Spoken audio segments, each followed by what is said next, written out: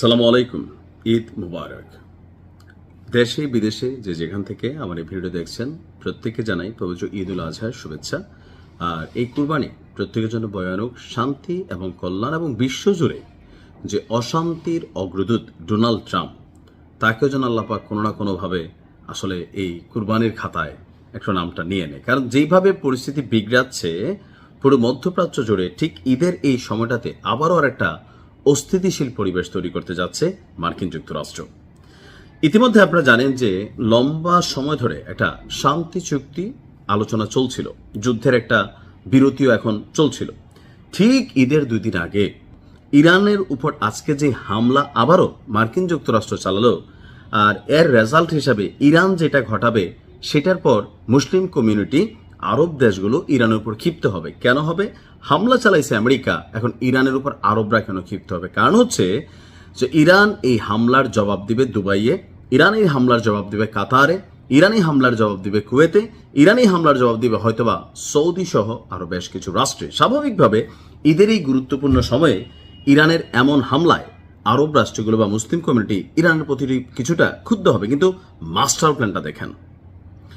আজকে এই শান্তি চুক্তি আলোচনার মধ্যেও মার্কিন সামরিক বাহিনী ক্ষেপণাস্ত্র এবং ড্রোন হামলা চালিয়েছে, যুদ্ধ বিমান হামলা চালিয়েছে।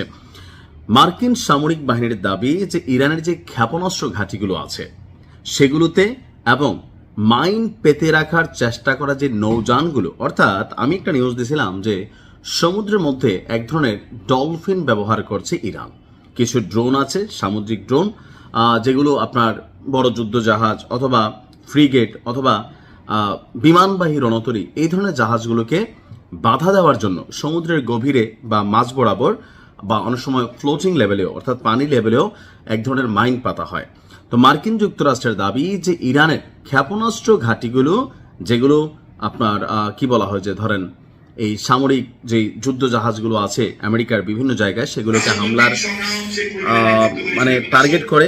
এর পাশাপাশি আপনার যেই ড্রোনগুলা অথবা বিভিন্ন ধরনের মাইন যেগুলো সামুদ্রিকভাবে কানেক্টেড, সেগুলো থেকে বিদেশগামী জাহাজ, বাণিজ্যিক জাহাজ, মার্কিন যুক্তরাষ্ট্রের যুদ্ধ জাহাজ, এগুলোকে রক্ষা করার জন্য তারা বাধ্য হয়ে সেলফ ডিফেন্সে অর্থাৎ আত্মরক্ষার্থে তারা এই অভিযান চালিয়েছে। এখন ইরান কি করছে যে এই অভিযানের দরকার কোনো কিছুই না, দরকার হচ্ছে এখন ইরানের একটা গুতা দিবে। আর এই গুতার পরে ইরান স্বাভাবিকভাবে, ইরান তো আর মার্কিন যুক্তরাষ্ট্রের বিরুদ্ধে হামলা চালায় কোন রাষ্ট্রগুলোতে? ওই রাষ্ট্রগুলো, আরব রাষ্ট্রগুলো যারা মার্কিন যুক্তরাষ্ট্রের সামরিক ঘাঁটিগুলো তাদের দেশে করে রাখছে, বিমান ঘাঁটি। তারপর হচ্ছে যেমন ধরেন বাহরাইনও ইরান হামলা চালায়। কেন? বাহরাইনে মার্কিন যুক্তরাষ্ট্রের 6ষ্ঠ নৌবহর, বিশাল আয়োজন বাহরাইনে। তো ইরান করে কি? এগুলো তো আমেরিকারই জিনিস, ইরান এগুলোর মধ্যে টাচ করে। তো টাচ করতে গেলে কি হবে? এখন একটা ঈদের সময় মার্কিন যুক্তরাষ্ট্র কি মাস্টার প্ল্যান করে দেখেন এই খেলাটা খেলছে।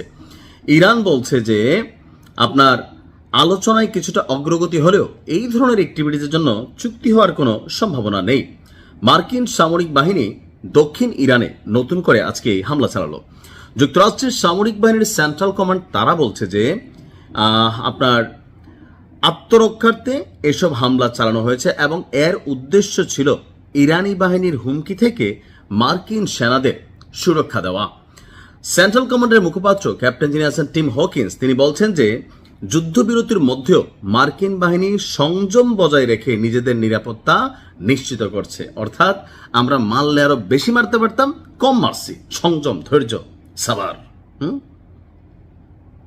আমার মনে হয় আর কি ইরান আজকের এই রিয়াকশনটাতে আসলে কিভাবে রিয়াকশন দিবে আমি জানি না।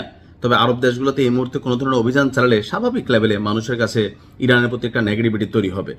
হামলার আসল লক্ষ্য ছিল দক্ষিণাঞ্চলীয় বন্দরনগরী বন্দর আব্বাসের কাছে একটি এলাকা। ওই এলাকায় ইরানের একটি নৌঘাঁটি রয়েছে এবং তা হরমুজ প্রণালীকে কন্ট্রোল করে। আর আমেরিকার টার্গেট কি? যে হরমুজ প্রণালীতে যা যা ঘটনা আছে বা ইরান যেভাবে টার্গেট করে রাখছে বা কন্ট্রোলিং করছে, কন্ট্রোলিং এর যেই খুঁটিগুলা এগুলোকে ঘুরাই দেওয়া। আর সেখান থেকে তারা টেকনিক্যালি যে বিশ্ববাসীর শান্তির জন্য, ব্যবসা বাণিজ্য রক্ষার জন্য এই হামলা চালাইছে বলে তাদের এই মন্তব্য। কিন্তু এখানে ফাইনালি হচ্ছে ইরানের সাথে আরব রাষ্ট্রগুলো মুসলিম কমিউনিটিকে লাগাই দেওয়ার জন্য এর চেয়ে উত্তম সময় নাই। এখন দেখা যাক ইরান কতটুকু সবর ধরে।